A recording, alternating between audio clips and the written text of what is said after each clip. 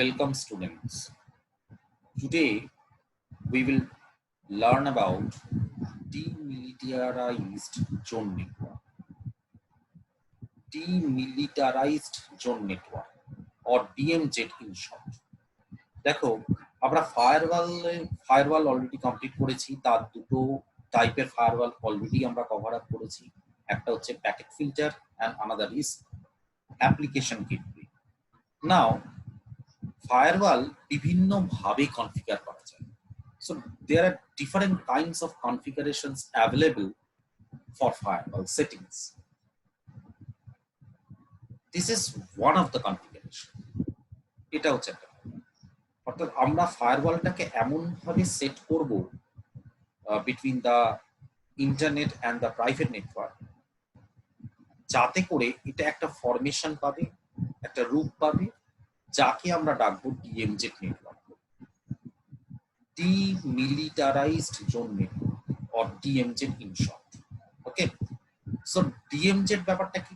মানে দেখো এখানে স্পষ্ট আমি লিখেও দিয়েছি যে firewall can be arrange to form a DMZ. DMZ is required only if an organization has servers that need to make available to the outside world. তার মানে আমরা ফায়ারওয়াল কেন ব্যবহার করি? আমাদের ধরো আমরা একটা কর্পোরেট সংস্থার হয়ে কাজ করছি, তাহলে কর্পোরেট সংস্থা কি চাইবে না, কর্পোরেট সংস্থার তার যে ইন্টারনাল একটা নেটওয়ার্ক রয়েছে that should be kept safe from the attacker or from the outside world. কারণ আউটসাইড ওয়ার্ল্ডের সাথে প্রাইভেট নেটওয়ার্কটা থ্রু ইন্টারনেট কানেক্টেড, এবং এই যে প্রাইভেট নেটওয়ার্ক আর ইন্টারনেট এর মাঝখানে আমি ইমপ্লিমেন্ট করেছি একটা ফায়ারওয়াল, যার দরুন আমার বিভিন্ন রকমের হ্যাজার্ডস, ওয়ার্ম, ভাইরাস এই সবের হাত থেকে আমি আমার প্রাইভেট কর্পোরেট নেটওয়ার্কটাকে রক্ষা করতে পারি, এবং আমি কিছু সেট অফ রুলস ইমপ্লিমেন্ট করতে পারি যার দ্বারা যে সমস্ত data packets to and fro transfer বা ট্রান্সমিট হবে তার উপর নজরদারি রাখতে পারি এবং কন্ট্রোল করতে পারি যে কোন কোন পরিমাণ data of the private network will be available for other users to make the access, এবং ভাইস ভার্সা আমি ইন্টারনেট থেকে কোন কোন ডেটাগুলোকে আমি নিতে পারি সেটাও আমি রেস্ট্রিক্ট করতে পারি। তো এটাই হচ্ছে ফায়ারওয়ালের মুখ্য উদ্দেশ্য। কিন্তু ডিএমজেড নেটওয়ার্ক কখন আমাদের কাজে লাগে না, whenever আমাদের একটা এরকম প্রয়োজন হতেই পারে যে কোন একটা কর্পোরেট ওয়ার্ল্ডের নিজস্ব একটা সার্ভার যেটা অন্যান্যরা ইউজ করতে পারে নিজের প্রয়োজন, যেটা অন্যান্যরা নিজের প্রয়োজনে ইউজ করতে পারে। যেমন ফর এক্সাম্পল বলছি গুগল সার্ভার। ফর এক্সাম্পল দেখো গুগলের যে সমস্ত নিজস্ব অফিস রয়েছে তার একটা নিজস্ব প্রাইভেট নেটওয়ার্ক রয়েছে, তার মধ্যে নিজস্ব ল্যান, ওয়ান ম্যান ইত্যাদি বিভিন্ন টাইপের নেটওয়ার্ক ওরা সব সেট আপ করে রেখেছে বিভিন্ন টপোলজি। ঠিক আছে, তাহলে ওদের একটা নিজস্ব প্রাইভেট নেটওয়ার্ক রয়েছে যার থ্রু দিয়ে বিভিন্ন এমপ্লয়ির সাথে পুরো এমপ্লয়িকে কন্ট্রোল করতে পারছে। ঠিক আছে, কিন্তু গুগল ইটসেলফ একটা সার্চ ইঞ্জিন যেটা সবসময় আউটসাইড ওয়ার্ল্ডের প্রায় অলমোস্ট সবাই গুগলে সার্চ করছে। তার মানে গুগলের সার্ভারটাকে আমাদের সবার কাছে অ্যাভেলেবেল হতে হবে, কারণ অনেকেই পৃথিবীর প্রায় সবাই গুগলে একটা করে জিমেল অ্যাকাউন্ট খুলে রেখেছে বা ড্রাইভ শেয়ার করছে, তার মানে গুগল ক্লাউডকে ইউজ করছে। তার মানে গুগলের ওই সার্ভারটাকে পাবলিকদের জন্য, আউটসাইড ওয়ার্ল্ডের জন্য অ্যাভেলেবেল করতে হচ্ছে। So it forms a DMZ. ঠিক আছে, দেখো স্পষ্ট এখানে লেখা আছে the DMZ is required only if an organization has servers that need to make available to the outside world. For example, web server or FTP server.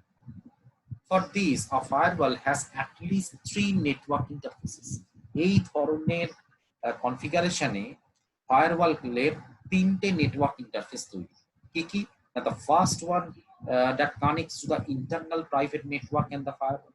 The ফায়ারওয়ালের সাথে internal computers গুলোর একটা interface.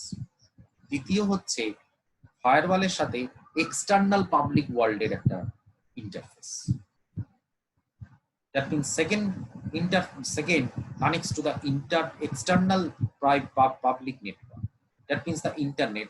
And the third one connects to the public server which forms the DMZ. তাহলে আমি আরো আরেকবার বলছি, এই ধরনের কনফিগারেশনের ক্ষেত্রে আমার ফায়ারওয়ালে তিনটে নেটওয়ার্ক ইন্টারফেস তৈরি। নাম্বার 1, একটা ইন্টারফেস যেটা ইন্টারনাল প্রাইভেট নেটওয়ার্কের সাথে ফায়ারওয়াল। 2 নম্বর হচ্ছে আউটসাইড অফ দ্য ওয়ার্ল্ড এর সাথে একটা interface, network interface. Outside of the world মানে হচ্ছে ইন্টারনেটের সাথে একটা ইন্টারফেস। আর তৃতীয় হচ্ছে পাবলিক সার্ভার, অর্থাৎ আমি যে সার্ভারটাকে আউটসাইড ওয়ার্ল্ডের সাথে আউটসাইড ওয়ার্ল্ডের কাছে অ্যাভেলেবল করছি সেই সার্ভারের সাথে ফায়ারওয়ালের একটা ইন্টারফেস। দেখো ছবি দেখো বোঝা যাবে। দেখো এই হলুদ রঙের রেক্ট্যাঙ্গেল, এইটা হচ্ছে ইয়েলো কালারের যে রেক্ট্যাঙ্গেল বক্স, এটা হচ্ছে ফায়ারওয়াল।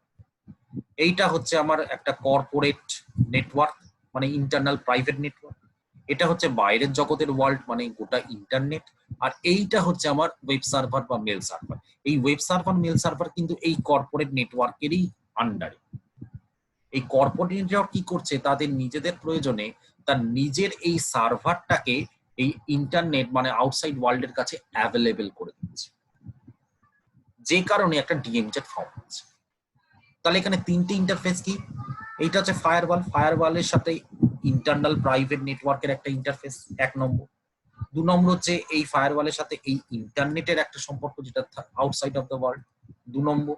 এবার 3 নম্বর হচ্ছে এই ফায়ারওয়ালের সাথে এই যে সার্ভার গুলো, এইগুলোর একটা ইন্টারফেস যেটা একটা ইটসেলফ ডিএমজেড নেটওয়ার্ক ফর্ম করছে। এইটা হলো এর ছবি। এই ছবিটা this picture is very very important and you have to draw for getting the full marks in your examinations. Now, what are the advantages we are gaining from this type of thing? The chief advantage of such a scheme is that the access to any service on the DMZ can be restricted. For instance, if the web server is only required service, we can limit the traffic in or out of the DMZ network to the HTTP and HTTPS protocol. অর্থাৎ আমি easily খুব সহজেই আটকে দিতে পারি, মানে restriction implement করে দিতে পারি। ঠিক আছে, all other traffic can be filtered. Most significantly, the internal private network is no way directly connected to the DMZ. তার মানে এই যে internal private network of the corporate network, এই কর্পোরেট নেটওয়ার্কটা ডাইরেক্টলি কিন্তু ইন্টারনেটের সাথে যুক্ত হলো না, বা ডাইরেক্টলি ওয়েব সার্ভারের সাথে যুক্ত হলো না, থ্রু দ্য ফায়ারওয়াল যুক্ত হলো। তার মানে কোনো না কোনো ভাবে অ্যাটাকার যে কিনা এই ইন্টারনেট ক্লাউডে বসে আছে, সে কোনো না কোনো ভাবে যদি ডিএমজেড নেটওয়ার্কটাকে হ্যাক করতে পারে, স্টিল কর্পোরেট নেটওয়ার্ক তার কাছে ধরা ছোঁয়ার বাইরে। সে এটাকে হ্যাক করলো কিন্তু এটাকে হ্যাক করতে পারলো না, বিকজ এটাকে হ্যাক করেছে থ্রু দিস ফায়ারওয়াল, কিন্তু এই ফায়ারওয়ালের সাথে এটা আবার আলাদা কানেকশন, তার ফলে ও করতে পারলো। এইটা একটা বিরাট বড় অ্যাডভান্টেজ। তাই জন্য এখানে লেখাই আছে, so even if an attacker can somehow manage to hack the DMZ, the internal private network is still safe and out of the reach. So that is the very very big advantage we are getting from DMZ network. That's it for today. Hope you will understand this DMZ network, that means demilitarized zone network. And I also send this PDF file to you over the Google Groups and Student Forum as a note. Hope you will understand. Thank you very much.